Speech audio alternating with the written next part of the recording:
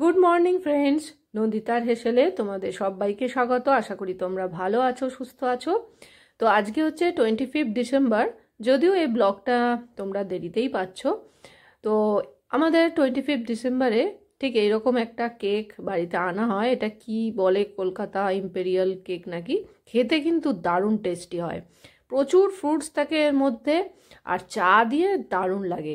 তো আমার বর কেকটাকে কাট করছে, তোমাদের কেটে একটু দেখাই। এই দেখো, ভেতরটায় প্রচুর ফ্রুটস দেওয়া আছে, ড্রাই ফ্রুটস। তো চা ঢালছি, চা দিয়ে আর কেক দিয়ে সকালটা শুরু করছি।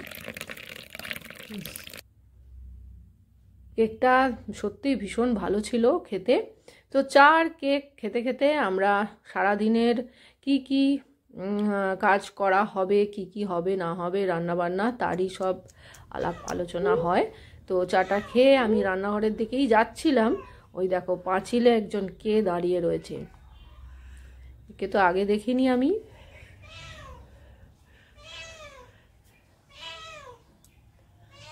কিরে, কি হয়েছে? কি খাবি? হ্যাঁ, তুই তো মনে হচ্ছে নতুন আমদানি, তোকে তো কোনোদিন দেখিনি। পালিয়ে যাচ্ছে। চলে এসেছি কুটনো কুটতে। আজকে একটু মাটন করার ইচ্ছে আছে, তো সেই জন্য আলু কাটছি, আলুর খোসা ছাড়াচ্ছি। নতুন আলুর একটু হালকা খোসা ছাড়ালেই হয়ে যায়। মাটনে তো আলু মাস্ট। আর এখানে টমেটো, পেঁয়াজ, আদা, রসুন কেটে নিয়েছি, ছোট ছোট করে পেঁয়াজগুলোকে কেটেছি। আর এই মাটন অল্প পরিমাণেই করব, কারণ আমার ছেলে মাটন একদম ভালোবাসে না। ওকে দেখি কি করে দেওয়া যায়। খাবে হয়তো 1-2 পিস খাবে। আর এখানে চালটাকে আমি ভিজিয়ে রেখেছি, এই চালটা একটু সময় নিচ্ছে হতে। তো চালটাকে ভিজিয়ে রাখলে ভাতটা একটু তাড়াতাড়ি হয়ে যায়। তো হাঁড়িতে গরম জল দিয়ে দিয়েছি, কিছুক্ষণ পরে আমি চালটা দিয়ে দেবো। আর এখানে আমি মাটনটাকে একটু ম্যারিনেট করে নেবো। তার জন্য আমি 2 টেবিল স্পুনের মতন আদা, রসুন, পেঁয়াজ, কাঁচা লঙ্কার যে পেস্টটা করেছিলাম সেটা দিয়ে দিলাম। 1/2 চামচের মতো হলুদ গুঁড়ো, কাশ্মীরি রেড চিলি পাউডার দিয়ে দিচ্ছি। জিরে গুঁড়ো, ধনে গুঁড়ো ইউজ আজকে করব না, একদম সিম্পলভাবেই মাটনটা করব। আর পরিমাণ মতন লবণ দিলাম, আর 1 টেবিল স্পুনের মতন একটু টক দই দিয়েছি। এবার আর ওপর থেকে ছড়িয়ে দিচ্ছি কাঁচা সর্ষের তেল। এবার ভালো করে মাংসটাকে মাখিয়ে নিতে হবে, আর খুব ভালো করে মাখাতে হবে যাতে মাংসের প্রত্যেকটা পার্টে মশলাগুলো ঢোকে।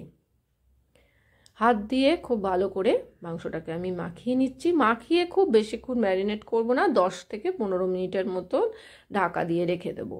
10-15 মিনিট বাদে আমি চলে এসেছি। আবার কড়াইতে তেল দিয়েছি বেশ কিছুটা, হলুদ লবণ দিয়ে আলুর টুকরোগুলোকে একটু ভেজে নিচ্ছি। আলুগুলোকে বেশ লাল লাল করেই ভেজে নিলাম। আলু ভাজা হয়ে গেলে তুলে নিচ্ছি। এইবার দিয়ে দিচ্ছি আর একটু তেল দিয়েছি, গোটা গরম মশলা, তেজপাতা, শুকনো লঙ্কা আর জিরে। গোটা গরম মশলার মধ্যে 2টো ছোটো এলাচ, লবঙ্গ আর দারচিনি, আর সামান্য একটু চিনি দিচ্ছি। এতে কি হয়, কালারটা খুব ভালো আসে মাংসের। তো একটু ফোড়নটা ভাজা ভাজা করে নিচ্ছি। করে নিয়ে এবার আমি যে পেঁয়াজটা কেটে নিয়েছিলাম, একদম পেঁয়াজগুলোকে দেখো এরকমভাবে কেটেছি ছোট্ট ছোট্ট করে, এতে গ্রেভিটা খুব ভালো হয়। তো একটু লবণ দিয়ে পেঁয়াজটাকে আমি ভেজে নিলাম হালকা বাদামি করে। এই যে পেঁয়াজ ভাজা হয়ে গেছে। এবার আমি এতে 1 চামচের মতন, 1 থেকে 1.5 চামচের মতন আদা, রসুন, কাঁচা লঙ্কা, পেঁয়াজের পেস্টটা আবার দিয়ে দিলাম। দিয়ে ভালো করে ভাজবো যতক্ষণ না এর কাঁচা গন্ধটা চলে যাচ্ছে। টমেটো কুচিগুলোও দিয়ে দিচ্ছি। এখানে একটা বড় সাইজের টমেটো ছোট ছোট করে কুচিয়ে এর মধ্যে দিয়ে দিলাম, ভালো করে ভেজে নিয়ে। আর একটু হলুদ গুঁড়ো, কাশ্মীরি রেড চিলি পাউডার দিয়ে দিয়েছি। দিয়ে ভালো করে মশলাটাকে আমি কষিয়ে নেব ঢাকা দিয়ে দিয়ে। এ দেখো মশলাটার উপর থেকে তেল ভেসে উঠেছে, কষানো খুবই ভালো হয়েছে। এইবার ম্যারিনেট করা মাংসটাকে দিয়ে বেশ কিছুক্ষণ ধরে আমি কষাবো। মাংস যত ভালো করে কষানো হবে ততই কিন্তু টেস্ট ভালো হবে। আর অবশ্যই ঢাকা দিয়ে দিয়ে কষাতে হবে। খুব সুন্দর একটা গন্ধ বেরোচ্ছে, আর কালারটাও কিন্তু আস্তে আস্তে দারুণ আসছে। তো এইভাবে আমি 10 মিনিটের মতন মাংসটাকে কষিয়ে নিয়ে ঢাকা দিয়ে রেখেছি। এদিকে একটু রায়তা করে নিচ্ছি, দইটাকে ভালো করে ফেটিয়ে নিচ্ছি, তারপর ওপর থেকে শশা কুচি ছড়িয়ে দিলাম। আর শশাটাকে ঠিক এরকম সরু সরু করে কাটতে হবে। দিয়ে দিচ্ছি পরিমাণ মতন লবণ আর সামান্য একটু চিনি। এইভাবে রায়তাটা বানিয়ে একবার দেখো, দারুণ খেতে লাগে। আবারও ভালো করে মিক্স করে নিচ্ছি। তারপর সামান্য একটু জল এতে আমি অ্যাড করব। খুব বেশি ঘন হয়ে গেছে রায়তাটা, একটু পাতলা পাতলা করব আর কি। জলটা দিয়ে ভালো করে মিশিয়ে নিয়ে ওপর থেকে একটু গোলমরিচের গুঁড়ো ছড়িয়ে দিচ্ছি। এখানে ছোট ছোট করে পেঁয়াজও কুচিয়ে দিলে ভালো হয়, আমি আর দিইনি। তো গোলমরিচের গুঁড়োটা দিয়েও ভালো করে মিশিয়ে নিয়ে রায়তাটা আমার রেডি হয়ে গেছে। এটা আমি ঢাকা দিয়ে রেখে দিলাম। ঢাকাটা আমি খুলেছি, খুলে দেখলাম মাংসটা বেশ ভালো করে কষানো হয়েছে, তেল ছেড়ে দিয়েছে। আর এদিকে আমি গরম জল বসিয়েছি, যে বাটিতে আমি ম্যারিনেট করে রেখেছিলাম মাংসটাকে।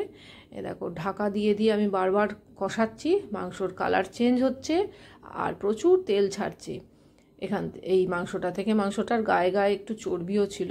তো কষানো হয়ে যাওয়ার পর আমি আলুটা দিয়ে দিলাম, ভেজে রাখার আলুটা। খুব ভালো করে মিক্স করে নিতে হবে আলুটা দিয়ে। একটা ফোন আসছে, আমার ছেলে বেরিয়েছে গাড়িটা নিয়ে, মানে স্কুটি শিখছে আর কি। তো বাইরে গিয়ে দেখি ওই গেটটা খুলে দিতে বললো, ওই যে দেখো আসছে, নতুন নতুন গাড়ি শিখেছে, এখন প্রায় গাড়ি নিয়ে বেরোয়। ওই 8 ঘন্টার জন্য আর কি ওকে আমি বেরোতে দিই। হাসছে আবার। তো আবার রান্নাঘরে চলে এসেছি, মাংসটা আমি কুকারে ট্রান্সফার করে দিচ্ছি। কড়াইটায় ভালো করে একটু চেঁচে নিচ্ছি মশলাগুলো এতে দিয়ে। তারপরে এই কড়াইতেই আমি একটু জল দিয়ে দিলাম, গরম জল আর কি। ওই গরম জলটা কড়াইতে দিয়ে আবার এর মধ্যে ঢেলে দিলাম, 2টো চেরা কাঁচা লঙ্কা দিচ্ছি আর পরিমাণ মতন জল দিয়ে মাংসটাকে এবার রান্না করে নেব। এদিকে ভাত রেডি, মাংসও রেডি। আমি বেশ কিছুক্ষণ বাদে আবার এলাম রান্নাঘরে।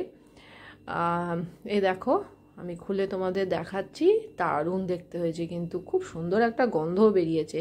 আমি ওপর থেকে কোনো গরম মশলা ছড়াবো না, কারণ মাটনের রান্নায় আমি গরম মশলা খুব একটা ইউজ করি না, এর একটা সেলফ গন্ধ থাকে, সেটা নষ্ট হয়ে যায় বলে। তো মাটন রেডি, এদিকে রায়তাটাও রেডি হয়ে গেছে। এই রায়তাটা এই মাটনটা দিয়ে না দারুণ লাগে খেতে, ভীষণ ভালো খেতে হয়, অবশ্যই তোমরা বানিয়ে খেও। আর এদিকে স্যালাড তৈরি করে নিয়েছি, সাজিয়ে নিয়েছি টমেটো, পেঁয়াজ আর কাঁচা লঙ্কা, লেবু দিয়ে। তো আমার থালি রেডি। এই থালিটা আমি খাবো আমার ইটিং শো চ্যানেল ভোজন রসিকে, অবশ্যই তোমরা ভিজিট করো, আশা করি তোমাদের ভালো লাগবে। এ দেখো এখানে একটু লুচিও আছে, এই আলু ঝোলটা দিয়ে খাবো। তো আজকে এখানেই শেষ করছি, আবার একটা নতুন ভিডিও নিয়ে চলে আসবো। ভালো থেকো, সুস্থ থেকো, টাটা।